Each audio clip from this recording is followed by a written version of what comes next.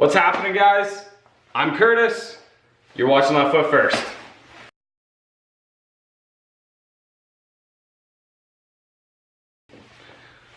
In this episode, we're going to start on the chassis. So we did the chassis table last time. I picked up some metal in between episodes. I also marked out some parallel lines for the chassis rails. So we're gonna start kind of getting an idea on it. This is not going to be a McSorley build or a book chassis build. This is kind of gonna be our own chassis. So it might get broke apart and rewelded a couple times if we run into issues, but in the end, it's gonna be something cool. It's gonna be something that we built ourselves. I'm gonna love it. So let's get started.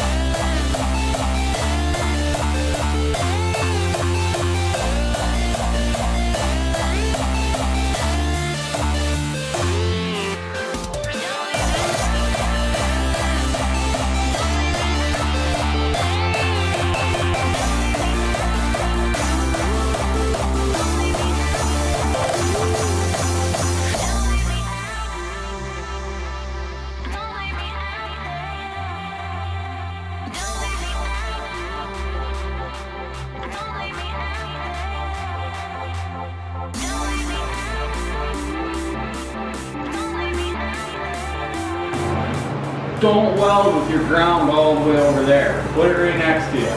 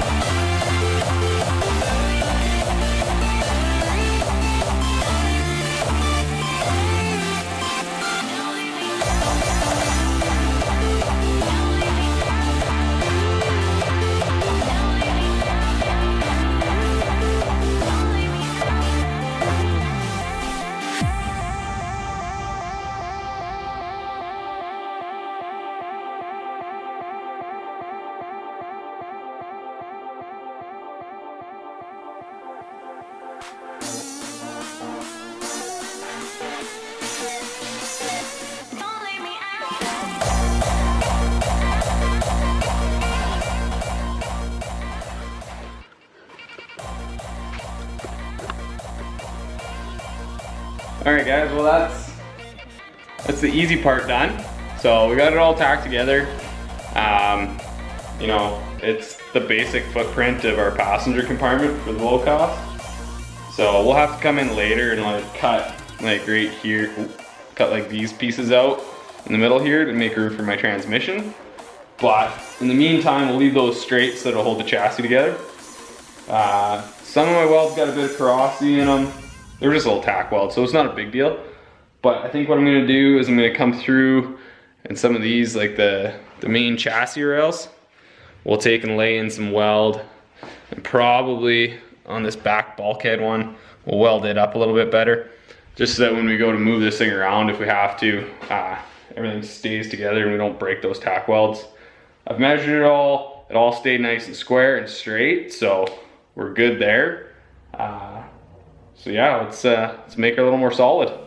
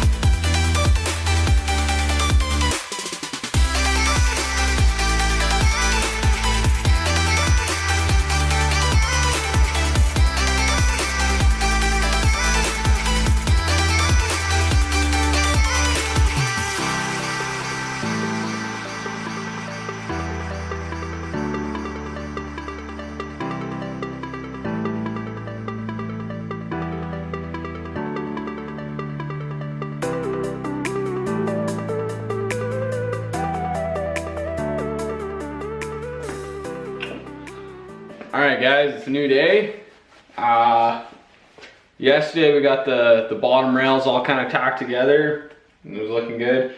And then, of course, my camera battery died. So after the camera battery died, I did a little bit more work and I learned some things.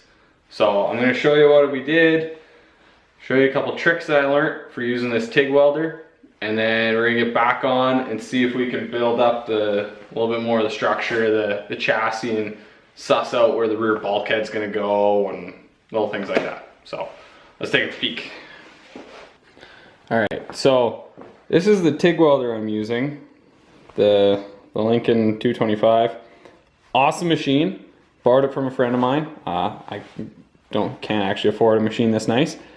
But one thing that I learned on it is for welding this thin stuff. Oh, big fan. That'll make noise. Right here, there's a pulse frequency. See that little light? So if you turn that on, so it's just barely pulsing, like that. That lets you weld the really thin stuff nice and easy, because every time that it pulses on, you're able to kind of melt your pool around. And then when it pulses off, things cool down just enough that it doesn't burn through the holes. So if you're TIG welding this thin stuff, try that. Or if you're good, you might not have to. The other thing I learned is, that was just me practicing. If you do burn through, it's a real pain to fill it. So just don't burn through. Just turn your heat down and take her slow and don't burn through. So yeah. And then also, I don't know if you saw it while I was doing, while I was welding up these seams. I don't know if I showed it or not. I didn't have this front piece clamped down properly. So right now it's loose. And there's just a hair of a gap there. So, yeah. So when you're welding, and you have a really nice flat bench that you've built to clamp everything down to, use your clamps. So those are my my tips for the day. So let's get back welding.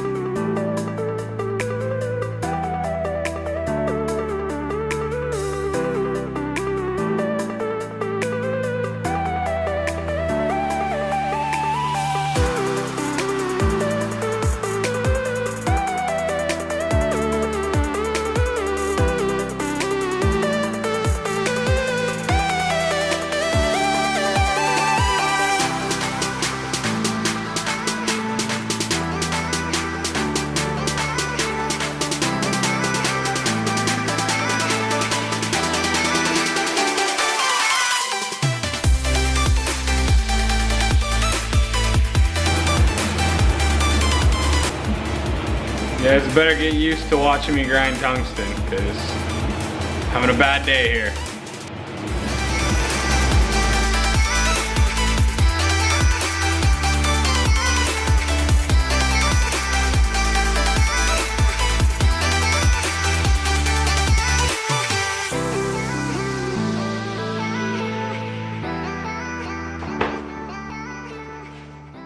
Alright, that's it for this episode.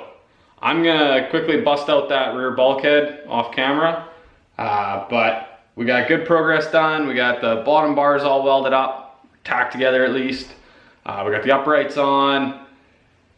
Next episode, we're gonna fire on the top bars and then get those tacked on and then flip the chassis over so that we can weld them solid while they're laying flat on the build table. And that'll keep them from warping and doing all kinds of weird stuff like that. And then once we got that, we basically got a chassis, and then we can start dry fitting the motor and transmission and seeing where those things want to live, and start putting in some cross bracing and stuff and really making this thing, making it into a car. So check back for the next episode. I don't know when it's gonna come out, but yeah, it'll be fun. See you guys.